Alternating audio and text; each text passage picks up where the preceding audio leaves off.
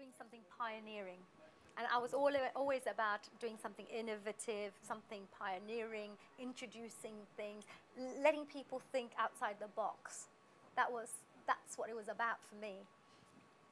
As time moved on and we started up the academy, I realized my next stage was not only doing performances myself, but allowing young people to now progress. Let them have opportunities to not just have dance classes, but take part in shows.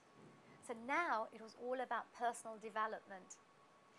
My 3 objectives when I do my work was, first thing, personal development in young people. What I mean by personal development is when you learn dance, it's not just about coming along and learning dance. It's about building confidence, self-esteem, team building skills, getting leadership qualities in place, being able to work with other people on stage, learning how to work interpersonal skills, social skills, because if you come from different backgrounds, even social backgrounds, you need to be able to communicate with each other. And also getting ready for auditions and more professional work. So this was a great way to develop young people. Next stage for me was to also help people become healthier and fitter. Because although dance is used, it's not just about going and dancing. It's about getting them fitter, healthier, learning more about their bodies, getting more tuned in with their bodies, being able to use and move their bodies in particular directions, ways, loosening up certain areas, even preventing arthritis, let's say, in older people, because you're learning to move your joints and strengthen your body up. So we're not talking about just dancing. It's literally, there's things, underlying benefits behind it all. And then third thing I used to teach my young people, and I still do with our students, is the fact that, look, it's all about contribution. If you do a show, it's not about just you going up there to perform. It's about bringing joy to the audiences. It's about maybe raising funds for charity. It's about making other people feel good about themselves, like your colleagues, your dance troupe, giving them a little, some confidence. It wasn't just about dancing. So I do ensure that a lot of my young people get involved in charity functions, fundraising activities, so they're using their dance skills for something positive. My aim from this whole thing is using the world of Bollywood as a vehicle to teach people about Indian art and culture. So although you have young people and people who are students learning and developing themselves and contributing, my work is teaching people about Indian art and culture. I remember when I really, really wanted to learn Indian classical dance, I said to my dad and my mom that I want to go to the Vidya Bhavan, which was the only place in this country that I knew of at that time who taught Bharatanatyam and all the classical dancing. So my mom and dad said, hey, it's going to take you years and years to learn what you want to learn. Why don't we send you to India? Why don't you go to India and learn Bharatanatyam there? We will get you the best teacher and best trainer down there, and you can learn in a much, like a less time. So we went to India. That was me and my sister at that time, and we learned classical dance. We had training for about 6 to 8 weeks, non-stop. 6 hours a day, 2 hours in the morning, 2 hours in the afternoon, 2 hours in the evening. It was literally dedicated for dance training. We did 3 years worth of Bharatanatyam training in that time because we were so committed, and we already were dancers, so we could pick up the dance movements quite quickly. And then when I learned Kathak, I wanted to study Kathak. Again, my mum and dad said, look, why don't you just go to India, get the best Kathak teacher that you can find there. So I found a fantastic teacher.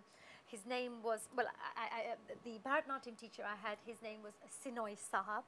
He was from South India. And South Indians are absolutely fantastic classical dancers. I mean, they are the best, I feel.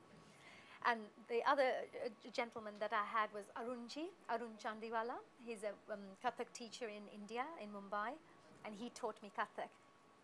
So I learned all the storytelling through the kathas, as they say, through Kathak. And from Bharatanatyam, I learned all the postures and all the poses and fantastic rhythm that you learn from the classical base. A lot of people think that Bollywood dancing is just about moving and traipsing around and running around the trees. Whereas for me, Bollywood dance is a mixture of many different dance forms. It includes everything. It includes classical dance, Bhangra, folk dancing. I'm talking about even Rajasthani dance. Or you go to specific villages and towns and regions in India, and you have various different folk styles that come out from there. All that is incorporated in Bollywood dance. So if you want to become a good Bollywood performer, you really need to be very versatile. Many classical dance trainers come in there thinking we're Bollywood performers, but they can't do hip hop. Whereas a lot of hip hop dancers say, yeah, we're Bollywood choreographers, which you'll find nowadays there's a lot of westernized style of filming going on and choreography going on, but there's no classical training. So I think an ideal Bollywood performer and trainer should have both areas within their repertoire. I also find with Bollywood dancing that there is no dance form called Bollywood dance. People say there's Bollywood dancing, but it's not really. Bollywood dance for me refers to any kind of dance that you perform to, especially when you're performing to a song that comes from an Indian film. So Bollywood dancing isn't really, it involves everything really. It's a mixture of many dance forms. But when you're doing Bollywood dance means when you're performing to a song that comes from an Indian film.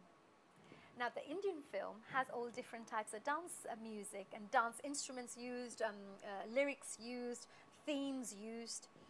There was a wedding scene in a film and there was a traditional dance going on. It just breaks out in the movie. There is no ways you can do hip-hop dancing to that. You have to do all the, the traditional moves, or the Bhangra, or, there's lots of energy and lots of vibrancy going on in that wedding, choreography. But then, if you go to a nightclub, and there's a scene in the film where a boy and a girl fall in love, and they're in a nightclub, and they break out into a song, like in Greece, let's say. So you go la la la, and they start dancing. There's no reason they're going to be doing, hi, I love you, I think I really care for you. It just doesn't work. So you'll have all the funky, modern, westernized moves, a lot of interaction between the guy and the girl, and the actual choreography would be a little bit different. So what I'm trying to say is, really, music and dance in Bollywood films helps to move the story along. The choreography used depends on the theme and the musical instruments, the lyrics that are used, etc. As a performer, your duty will be to interpret that in the best way possible so you can listen to direction from the director and be able to represent the actual performance in the best possible way for that theme. When we teach Bollywood dance, we don't say to people, they just come along and do some movements. We will try to teach them the acting, we'll teach them miming, we will teach them different styles of choreography so they can pick up anything we teach them. And we also teach them things like, this song is from Devdas. This has a Kathak style to the actual choreography. Kathak comes from North India. And this is the kind of costumes that are used. And the reason the costumes come up is because in Kathak there are lots of spins used. So it really portrays the movements in the most graceful and the best way possible. So it's not just about teaching Bollywood dance, it's about educating them about Indian art and culture in a slightly different way. Same thing goes with the Bhangra. We tell people that, hey, this is a Bhangra movement. It comes from an Indian folk style. But this used to traditionally be performed by male dancers only.